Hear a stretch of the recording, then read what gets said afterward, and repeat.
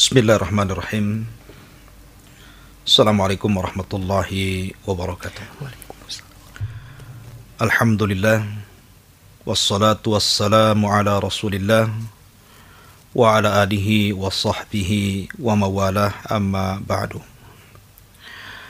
Alhamdulillah, segala puja dan puji tentunya hanya milik Allah subhanahu wa ta'ala semata. Salawat dan salam marilah kita haturkan kepada junjungan kita Nabi besar Muhammad sallallahu alaihi wasallam, kepada segenap keluarganya, sahabat-sahabatnya, dan tentunya kita sebagai umatnya yang senantiasa berpegang teguh dengan sunnah-sunnahnya sampai Allah subhanahu wa ta'ala tegakkan kiamatnya. Ma'asyiral muslimin, para pemirsa dan para pendengar Radio Hang yang dimuliakan Allah subhanahu wa ta'ala, sebagaimana yang sering saya jelaskan, akhir-akhir ini banyak sekali berseliweran di medsos, baik di YouTube atau yang sejenisnya, tentang peristiwa yang akan berlaku tepat di waktu fajar tanggal 15 bulan Ramadan tahun ini.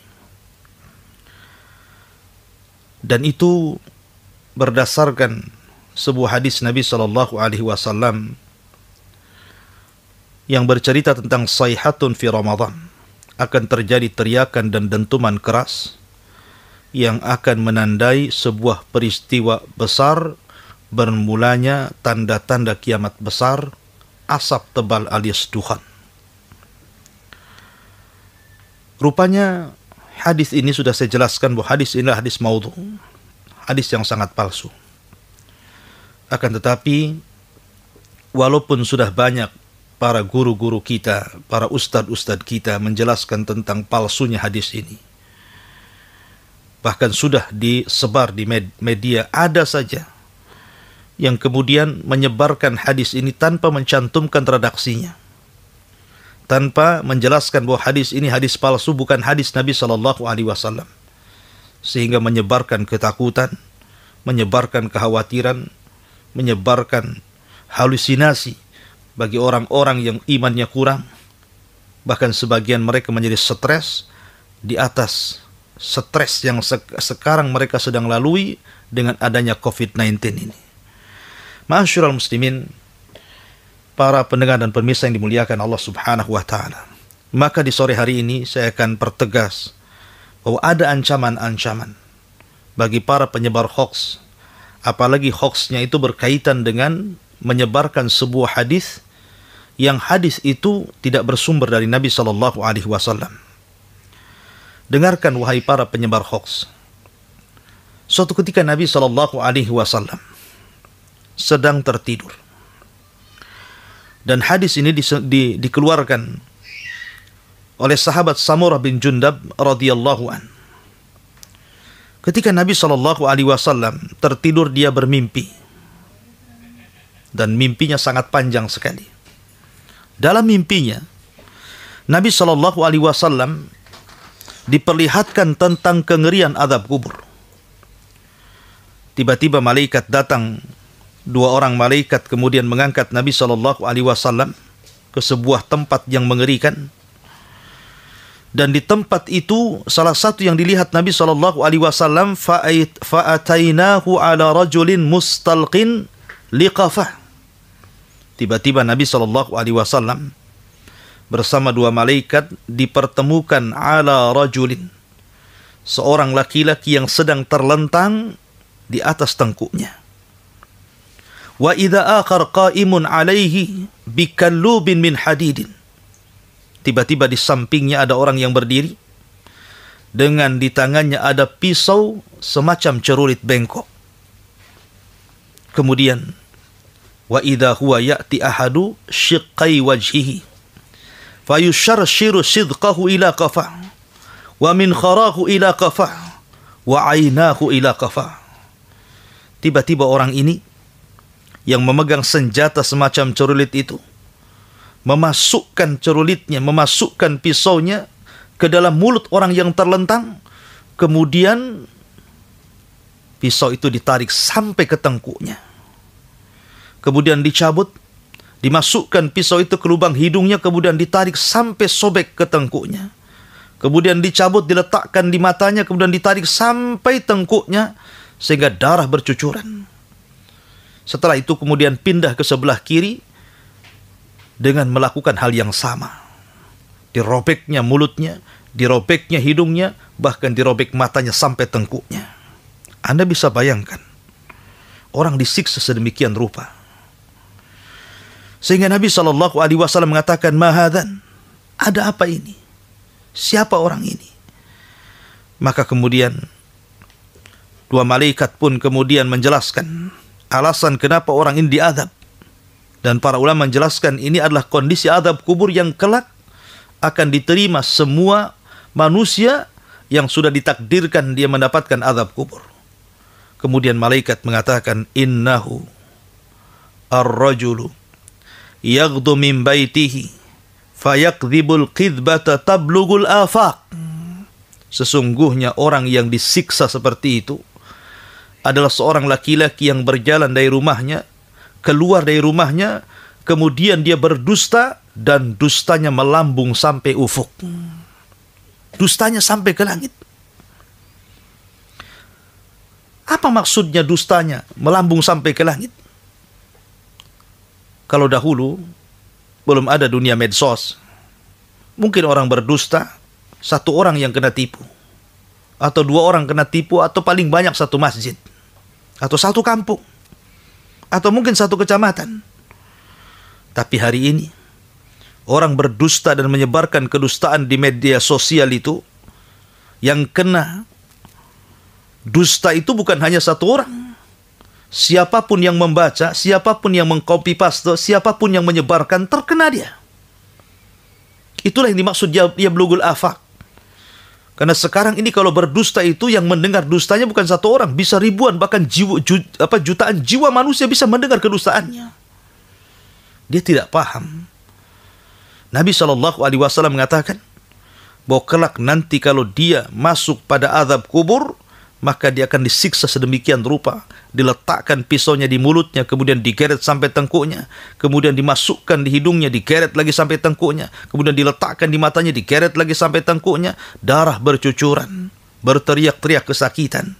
Itulah orang yang suka berdusta dan menyebarkan berita hoax. Ma'asyiral muslimin yang dimuliakan Allah Subhanahu wa taala. Makanya kenapa Nabi SAW bersabda, bagaimana di akhir zaman akan muncul dajjalun, kadzabun, akan muncul dajjal-dajjal dan para pendusta yang suka menyebarkan hadis-hadis, yang hadis-hadis itu tidak pernah didengar oleh bapak moyang kita dari Nabi SAW. Hadis ini tiba-tiba ada saja, kemudian dinasabkan kepada Rasul, padahal bukan dari Rasul SAW. Al-Imam Muslim mengeluarkan hadis, kata Nabi SAW, yakunu fi akhir zaman dajjaluna kadzabuna ya'tunakum minal ahadith ma lam tasma'u antum wala aba'ukum fa iyyakum wa iyyahum la yudhillunakum wala yaftinunakum. Kata Nabi SAW, nanti di akhir zaman akan muncul para dajjal, para pendusta.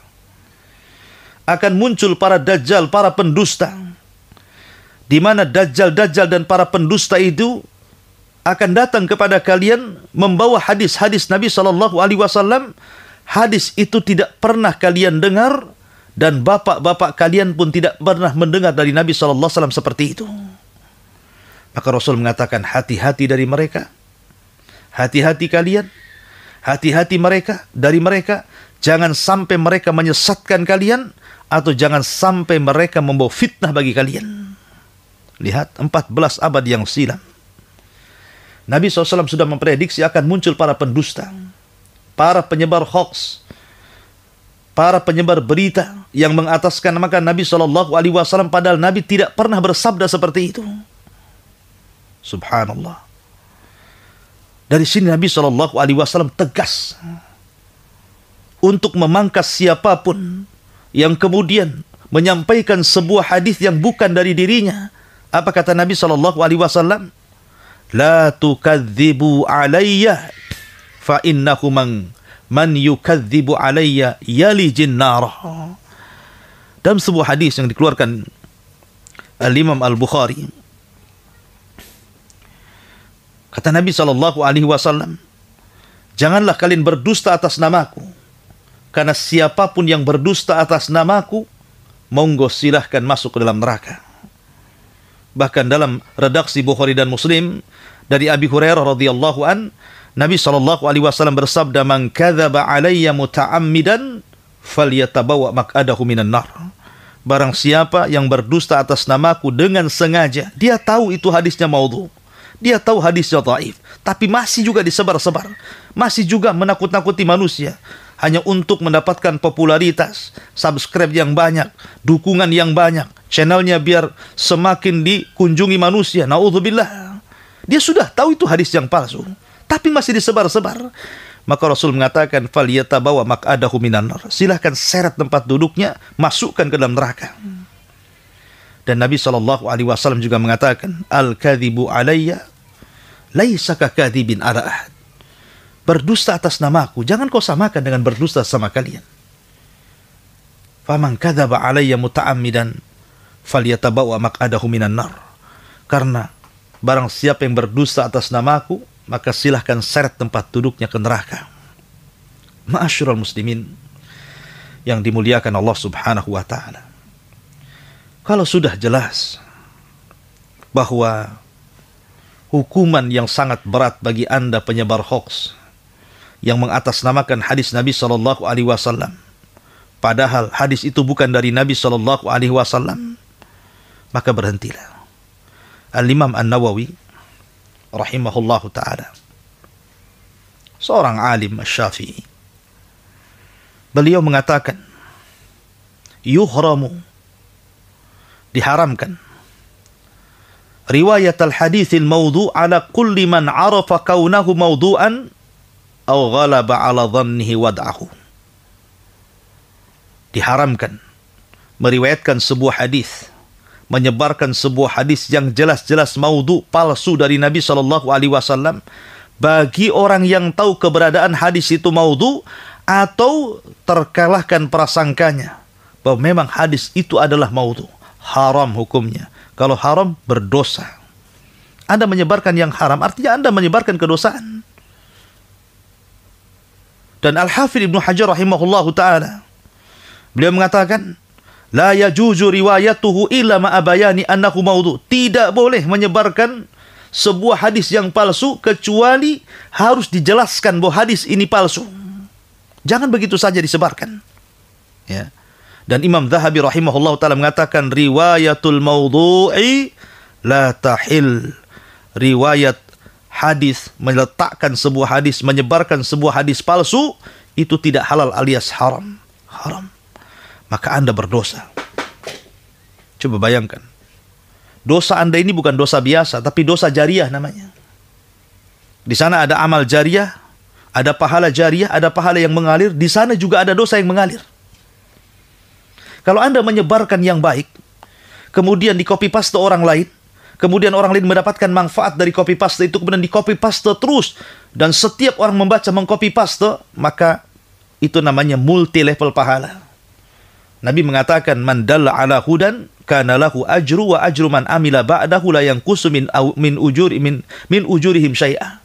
Barang siapa yang mengajak manusia kepada hidayah, kepada kebaikan, diikuti orang, maka dia dapat pahala, dan pahala orang yang mengikutinya tanpa mengurangi pahala mereka sedikit pun. Itu kalau disebarkan kebaikan. Tapi kalau yang nyebarkan ini hadis maudhu, jelas-jelas hadis tentang masalah dentuman di tanggal 15 Ramadan, itu hadisnya sangat palsu sekali. Bahkan para perawinya bermasalah semuanya.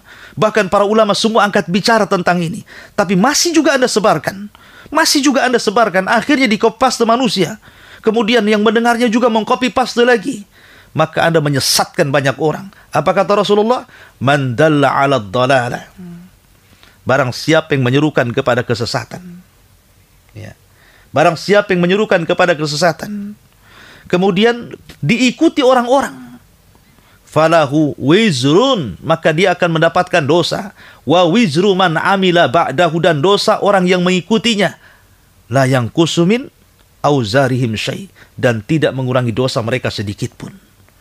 Jadi kalau Anda menyebarkan berita hoax seperti ini, berita dusta apalagi atas nama Nabi SAW, kemudian membuat kaum muslimin ketakutan karena meyakini sebuah kebenaran padahal tidak di atas kebenaran.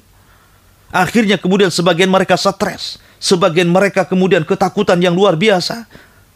Apalagi kemudian sekarang kita tahu bahwa orang-orang yang terkena atau mudah terkena virus itu adalah orang-orang yang imunnya lemah. Kemudian tambah dilemahkan dengan berita seperti ini. Apa Anda tidak menzalimi orang? Memudahkan penyebaran virus kepada orang-orang? Ya, berhentilah Anda menyebarkan hoax. Apalagi mengatasnamakan Nabi SAW. Takutlah kepada Allah Subhanahu wa Ta'ala. Yang Anda sebarkan itu bukan pahala, tapi yang Anda sebarkan itu kesesatan. Ma'asyiral muslimin, para pendengar dan pemirsa yang dimuliakan Allah Subhanahu wa Ta'ala, Nabi SAW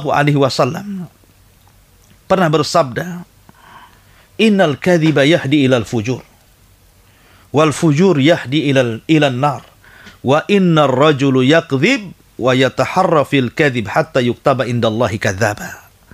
Ingat kata Rasulullah, hoax ataupun dusta itu bisa mengantarkan kepada keburukan, dan keburukan itu akan mengantarkan ke neraka. Orang kalau sudah biasa berdusta, dia sudah tahu hadis itu tidak benar, hadis itu maudhu, tapi dalam setiap ceramahnya dibawa terus hadis itu, disebar-sebarkan terus hadis itu, di copy paste, kemudian diganti dengan berbagai macam judul, itu juga hadisnya.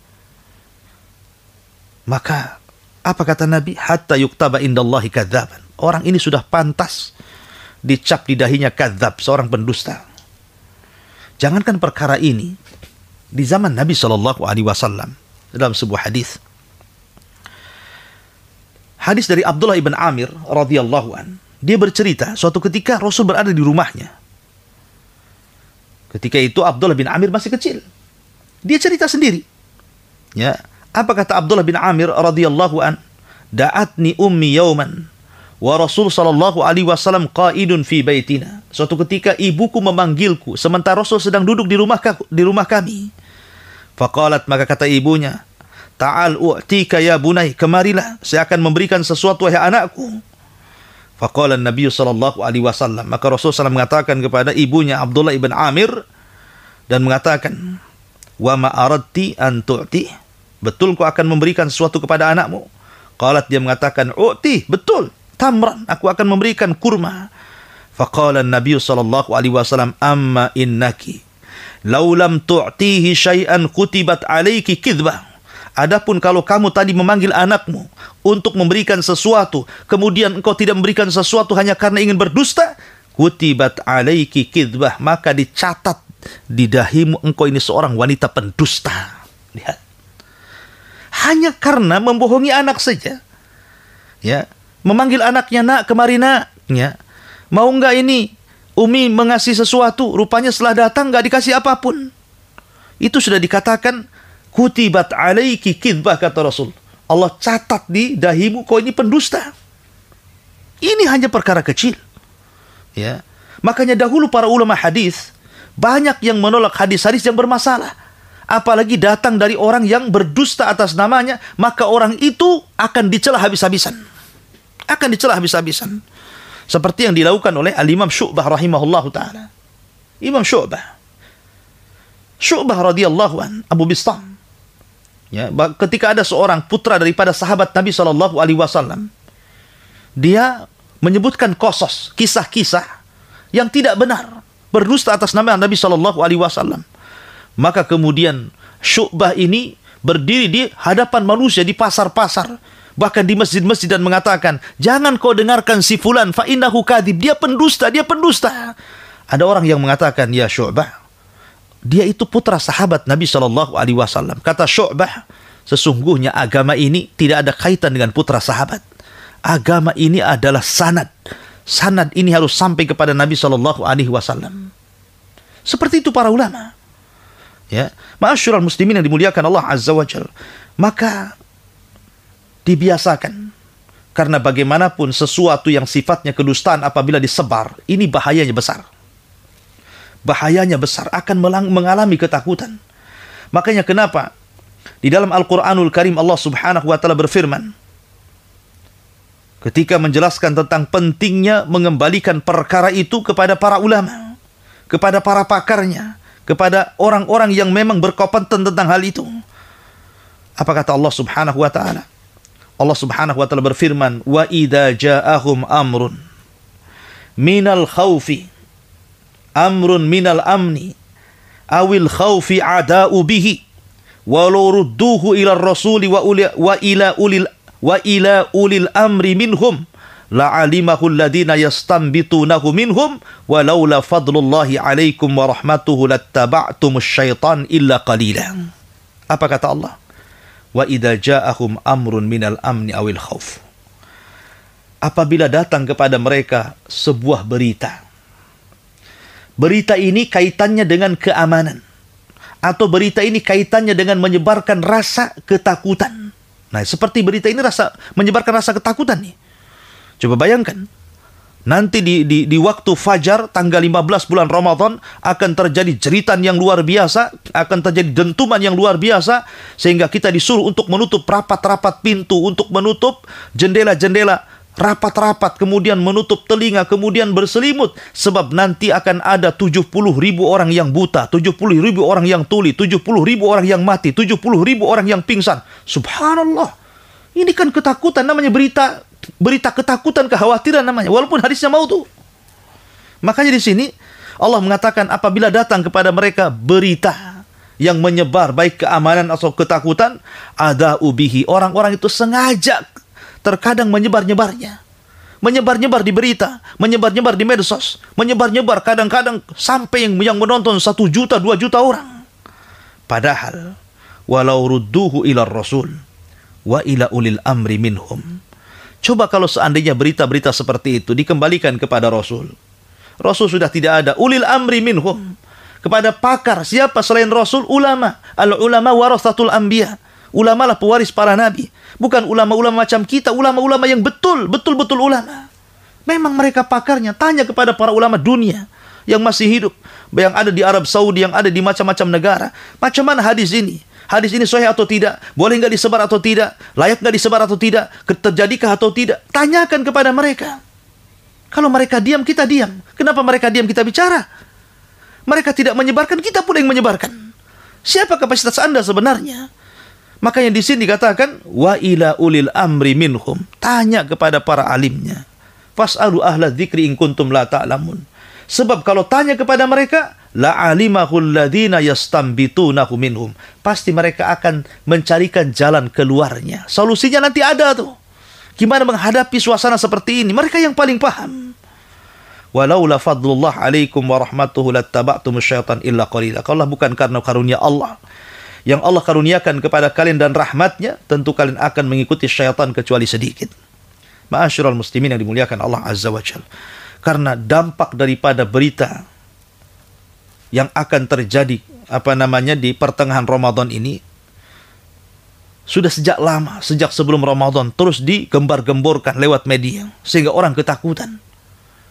Bahkan cenderung mengajak kepada kejahatan seperti menimbun makanan. Ya, kita harus menimbun makanan. Nanti kalau datang di 15 Ramadan itu kita sudah ada makanan, sudah ada stok berat sebanyak selama 40 hari 40 malam. Coba. Seandainya kemudian betul-betul fatwa ini dijalankan, nanti kemudian kelangkaan beras, kelangkaan minyak, kelangkaan ini, kelangkaan itu, kira-kira apa yang terjadi? Bisa terjadi penjarahan di mana-mana. Ya. Makanya terkadang menyebarkan berita itu terkadang bisa menjadi perang, terkadang bisa menjadi kejahatan. Saya contohkan sebuah kisah. Di zaman Nabi SAW, kisah ini disebutkan oleh Imam Ibnu Katsir rahimahullah ta'ala. Di zaman Nabi SAW, ada seseorang namanya Al-Walid ibn Uqbah ibn Abi Mu'ad. Al-Walid ibn Uqbah ibn Abi Mu'ad.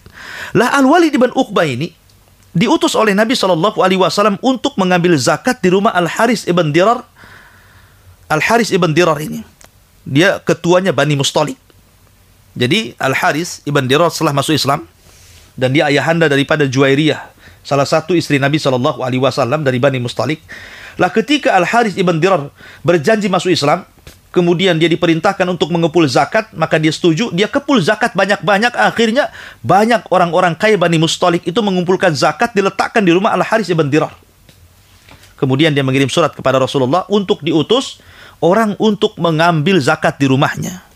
Diutuslah Al-Walid ibn Uqbah ini.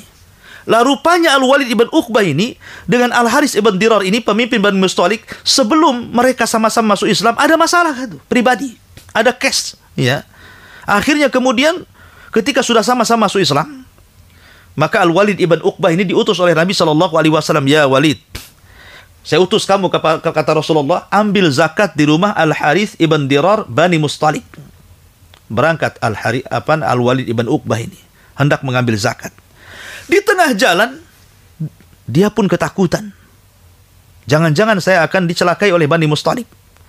Jangan-jangan saya akan dibunuh. Jangan-jangan saya akan disakiti. Macam-macam dalam otaknya. Ya, akhirnya dia balik lagi, tidak berani datang ke rumah Al-Harith ibn Dirar. Kemudian pulang lagi menemui Nabi SAW. Kalau memang ketika itu Al-Walid ibn Uqbah mengatakan, ya Rasul, utuslah yang lain saja, jangan saya, mungkin tidak akan terjadi apa-apa.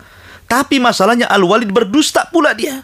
Dia mengatakan, ya Rasulullah, aku sudah datang ke rumah Al-Harith. Rupanya dia tidak memberikan zakatnya kepada aku. Bahkan dia mengancam akan membunuhku. Makanya aku lari dan aku berjumpa dengan kamu, wahai Rasulullah. Bayangkan, berjumpa saja belum, mengambil zakat saja belum, tapi sudah berdusta atas nama Nabi SAW.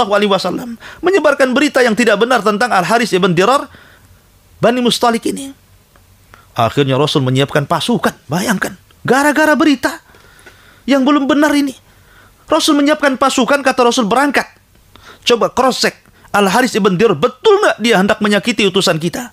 Betulkah dia akan membunuh utusan kita? Akhirnya berangkat pasukan itu. Di tengah jalan berjumpalah dengan Al-Harith dan ditanya, ya Harith, telah sampai kepada kami berita bahwa engkau akan membunuh utusan Nabi yang hendak mengambil zakat di rumahmu. Kata Al-Harith, wallahi demi Allah, aku tidak pernah mengancam dia. Dia saja belum sampai di rumahku.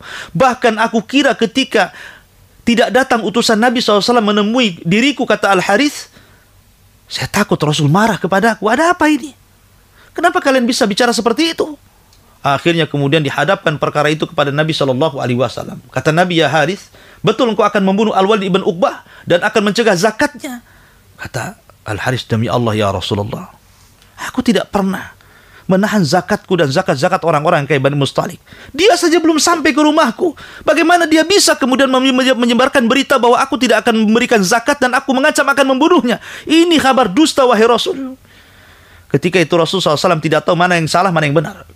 Tapi Nabi SAW terduduk. Akhirnya kemudian turun ayat, ya ayyuhalladzina amanu in ja'akum fasikum binaba'in fatabayyanu an tusibu qauman bijahalatin fatusbihu ala ma fa'altum nadimin. Hai orang-orang yang beriman, jika datang kepadamu orang fasik membawa suatu berita, maka periksalah dengan teliti agar kamu tidak menimpakan suatu musibah kepada suatu kaum tanpa mengetahui keadaannya yang menyebabkan kamu menyesal atas perbuatanmu sendiri itu.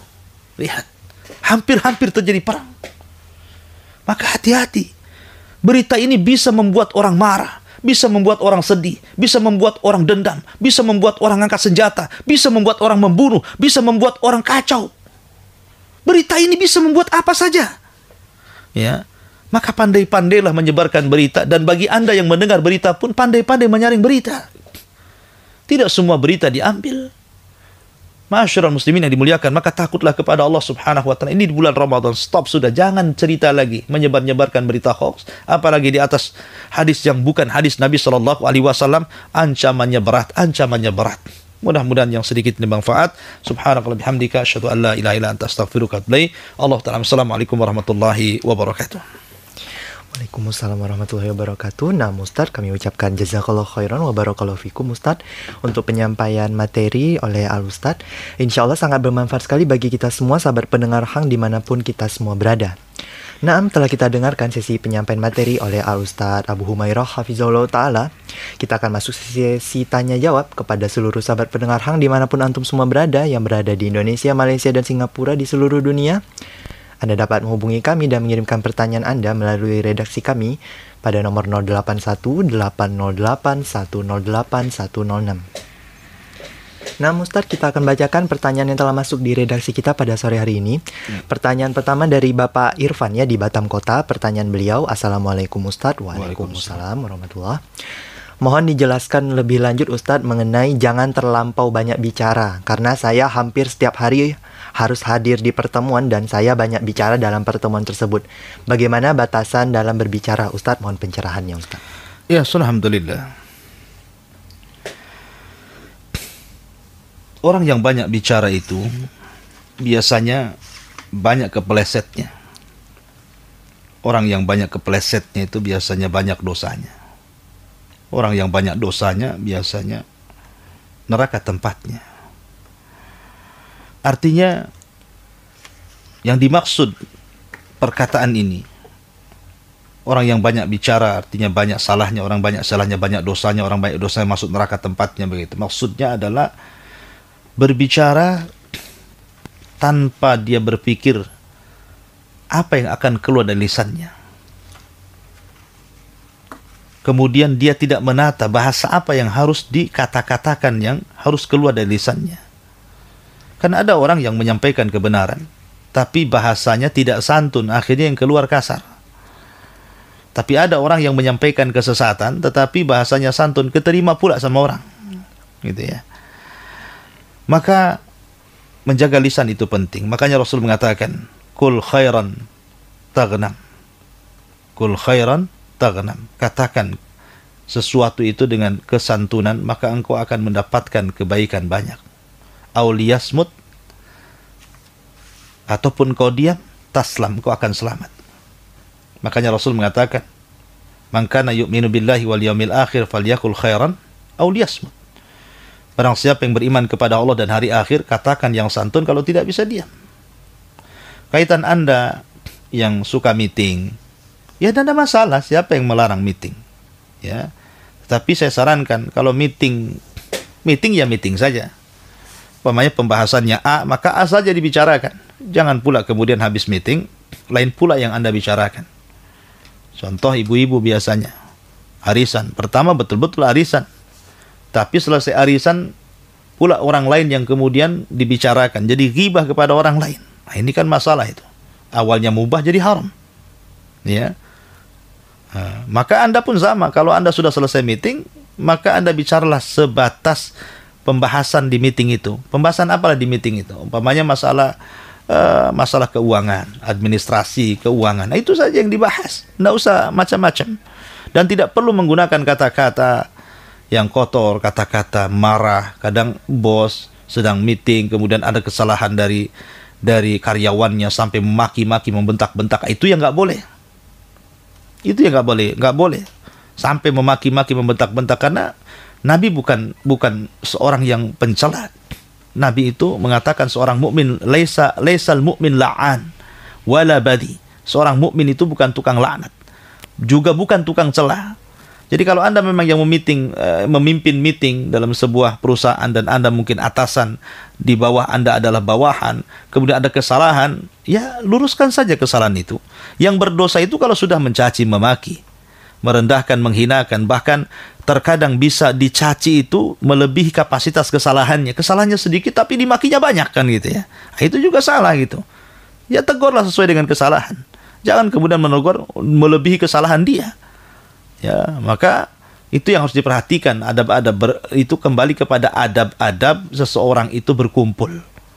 Ya, tetapi makanya kenapa Nabi SAW menganjurkan kalau Anda selesai berkumpul, baik masalah dunia, masalah agama, termasuk meeting juga, maka biasakan doa Subhanakallahumma wa bihamdika asyhadu an la ilaha illa anta astaghfiruka wa atubu ilaik. Itu namanya doa kafaratul majlis.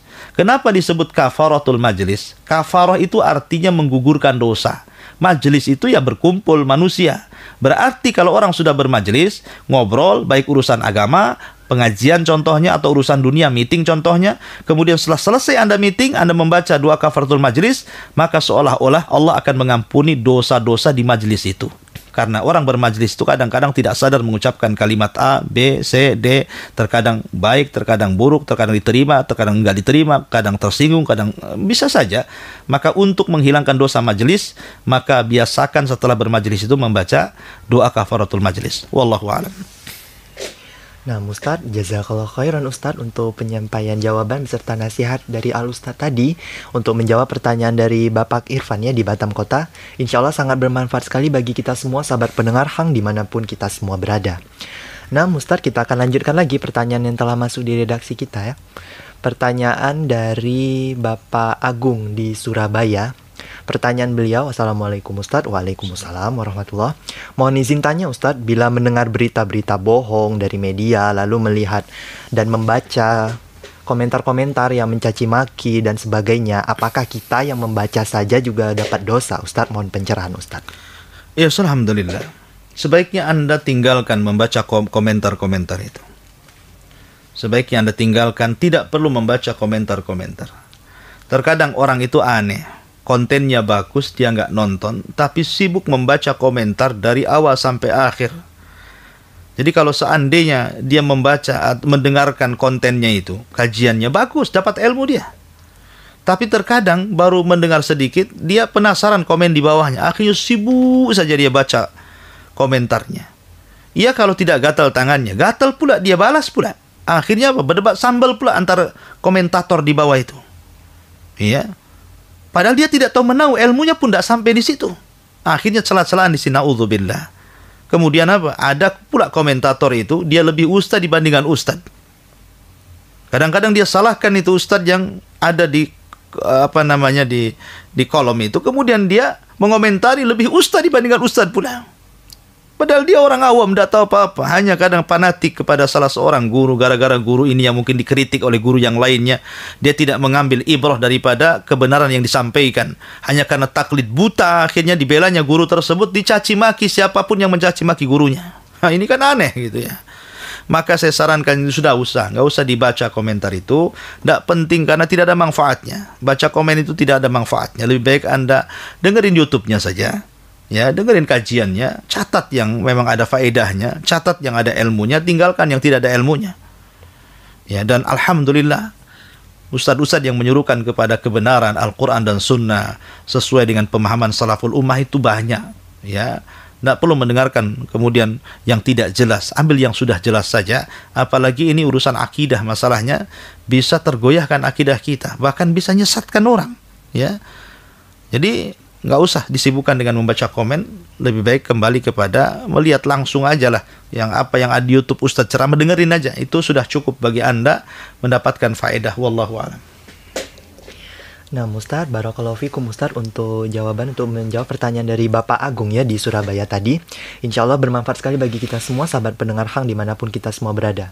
Nah, Ustadz, mungkin satu pertanyaan terakhir untuk sesi kajian jelang berbuka pada sore hari ini Ustadz. Pertanyaan dari hamba Allah di Batam Kota dengan pertanyaan beliau. Ustadz, lalu bagaimana dengan pihak-pihak yang sudah mengalami rasa takut yang luar biasa, sudah terlanjur khawatir dan panik? Bagaimana menghilangkan rasa was-was itu Ustadz, sedang kita sudah terlanjur panik? Barakallahu fikum.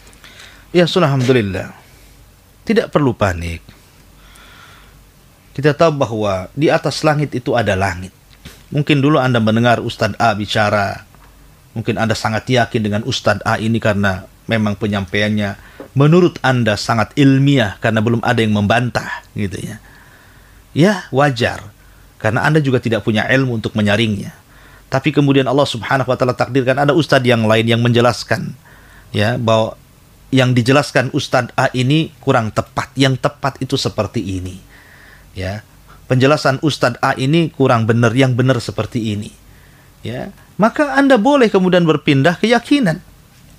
Apa salahnya berpindah keyakinan? Apalagi ini masalah akidah. Ya, masalah akidah. Imam Syafi'i loh. Imam Syafi'i itu sampai mengarang 2 kitab. Pertama kitab Al-Hujjah itu dikarang di mana? Di Baghdad. Yang disebut dengan Qaulul Qadim. Kemudian dia hijrah ke Mesir, ngarang kitab Al-Um, namanya Qaul Jadid. 99% pendapatnya dirobah. Bayangkan, 99% pendapat Imam Syafi'i yang ada di Irak sana, di Baghdad itu dirobah semuanya ketika dia safar ke Mesir. Akhirnya mengarang kitab yang disebut dengan fatwa yang baru, membantah fatwa yang lama. Imam Syafi'i sendiri itu punya dua pendapat gitu ya. Meninggalkan pendapat lama, akhirnya mengambil pendapat baru. Apa salahnya? Antum tinggalkan ustadz yang dulu, ambil ustadz yang sekarang, kan begitu. Kalau menurut Anda cocok, dan ustadz yang dulu itu, ini rupanya nggak benar, yang benar seperti ini. Tidak ada masalah mengganti pendapat. Ya, dan itu bisa menenangkan. Tapi kalau juga masih juga kemudian Anda itu terpengaruh dengan ustadz tersebut, dengan fatwa-fatwanya karena memang sangat dahsyat dari segi retorika bicara, orator bicara dan begitu seterusnya, akhirnya sampai mempengaruhi jiwa seseorang, ya Anda berdoa saja kepada Allah. Mudah-mudahan tidak terjadi, ya. Tetapi jangan sampai kemudian kekhawatiran itu sampai kemudian menghilangkan semangat ibadah. Karena contoh nih, dulu saya kenal orang itu takut mati sampai stressing. Saking takut mati, stressing dia. Masalahnya sudah jelas-jelas dia takut mati sampai stres, tapi tak mau sholat juga. Jadi saya bilang, ibu ini bilang selalu kalau tengah malam takut mati, akhirnya ketakutan yang luar biasa. Kenapa tidak sholat? Cobalah sholat. Nanti ketakutan itu akan hilang. Ya. Cobalah berzikir, cobalah baca Quran. Ya, bukan berarti ketakutan ini, harusnya ketakutan itu kan mendorong orang takwa ini. Ini ketakutan mendorong orang malah lemas beribadah, kan aneh gitu. Jadi ketakutan itu harusnya mendorong orang ibadah. Jadi kalau Anda memang sudah kadang ketakutan, jadikan ketakutan itu antum kemas menjadi sebuah ketakutan yang mengantarkan kepada antum bisa lebih khusyuk lagi ibadahnya, sholatnya, baca Qur'annya, qiyamul lailnya, tarawehnya, dan begitu seterusnya. Kemaslah rasa takut itu. Jangan kemudian rasa takut itu malah menjauhkan kita dari agama, bahkan makin down, makin malas, makin banyak tidur, nunggu kiamat. La haula wala quwata illa billah. Sudah bertawakal kepada Allah Subhanahu wa taala, serahkan urusan kepada Allah Subhanahu wa taala. Wallahu a'lam.